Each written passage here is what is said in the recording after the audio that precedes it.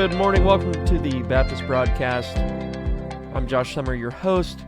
Thanks for tuning in through all of the different platforms, Spotify, iTunes. If you're watching here on YouTube, please click the subscribe button. Check out joshsummer.substack.com. Subscribe to the newsletter there to get helpful content delivered to your email inbox. There's a free and a paid option. Paid option always helps to produce content like this. Thomas Aquinas believes in motion with relation to God. I had a Facebook friend, Dan Miller, send me I don't think he minds me telling you this. If he does, he'll tell me, and I'll never do this again. But he sends me a helpful message on Thomas's question in the Summa Theologiae regarding immutability, and there are several objections that he's dealing with, 3 to be precise, and the first objection is this. I'll read it to you, and then I'll read you Thomas's. I'm not going to read the whole section of Thomas on whether God is altogether immutable, which is question 9, I believe. Let me see. Obviously, volume 1, question 9, article 1 here. The objection is, it seems that God is not altogether immutable, for whatever moves itself is in some way mutable. But, Augustine says, the Creator's Spirit moves himself neither by time nor by place, therefore God is in some way mutable. Now, the way that Thomas answers that is not to reject Augustine. He comes back and he says, Augustine there speaks in a similar way to Plato, who said that the first mover moves himself, calling every operation a movement, even as the acts of understanding and willing and loving are called movements. Therefore, because God understands and loves himself, in that respect they said that God moves himself. Not, however, as movement and change belong to a thing existing in potentiality, as we now speak of change and movement. Now, usually when people speak of motion, what they mean is the actualization of a potential. The potential in a thing is moved to actualization, or it goes from one state to another state, namely from potential to actual, right? So classically, that's how movement, that's how motion is understood. And with regard to the first mover, we deny all that. We remote all that, remove that from the essence of the first mover, because he's the first mover. And if indeed he moved, there would be something behind him responsible for such motion. So that's remoted in, and the way we positively affirm that is by saying that God is active, or actus purus.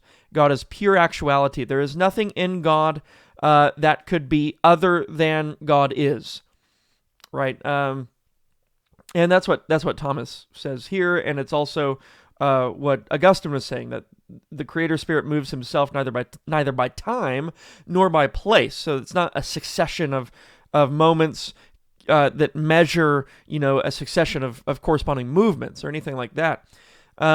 Usually, if there's motion attributed to God at all, like here in Louis Berkhoff, and Jeff Johnson quotes very selectively, conveniently, Louis Berkhoff here, he says, the divine immutability should not be understood, and this is his section on the incommunicable attributes of God, the doctrine of the immutability of God.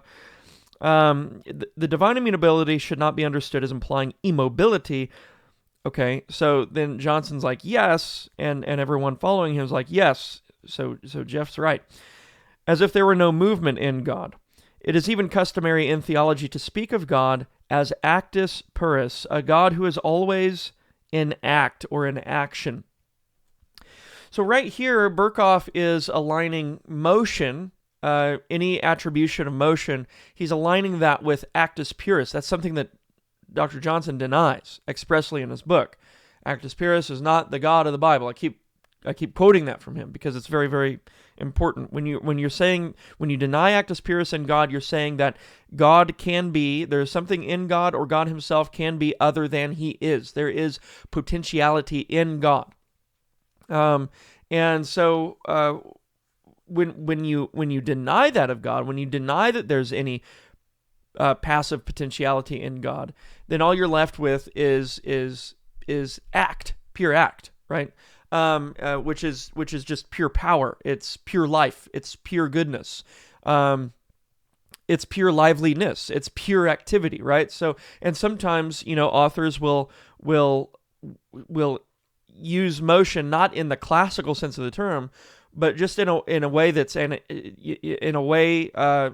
actually using motion as an antinomy or antinomy against immobility, as if immobility signified death, right? So it's aligning the term motion with life, with activity, with power, rather than death. And death is, we could understand death as immobility. You're dead, right? You're under the ground. You're dead. You're not moving.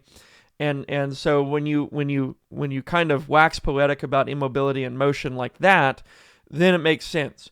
But if you're using motion in the classical sense, which is opposite of actus purus, it's not actus purus. It's when you attribute motion in the classical sense to an object, you are saying that object is composite of both potentiality and actuality, and that there are potentialities in that thing for it to be other than it is. All right, and so we remote that from God. So in the sense that God is life, in the sense that God is power, in the sense that he's pure actuality, theologians have said God moves. God is movable, or not movable, but God is motion itself, right? So kind of slippery language. It's an equivocal use of the term motion, and is used actually to indicate actus purus and not the complete opposite. So I think that's a helpful point to dwell on, at least for a brief amount of time, just because we need to understand the way language is used. A lot of this discussion will come down to, at some point, and has already to some extent, the way in which both sides are using language. And so this is an important point here, because at some point down the road, someone's going to bring this up, with regard to Thomas, or someone's going to bring up Berkhoff, as Johnson has already done, or someone's going to bring up William Perkins, because he does the same thing. And they're going to say, look, they believed in motion and God. Well, no, not in the sense that they denied actus purus. No, none of the Orthodox ever denied actus purus, ever. So anyway, God bless you guys. If this was helpful, please click the subscribe button. Don't forget to click that red button and the bell for continued notifications. Give me a thumbs up if it was helpful, a thumbs down if it was not. God bless. Have a wonderful rest of your day.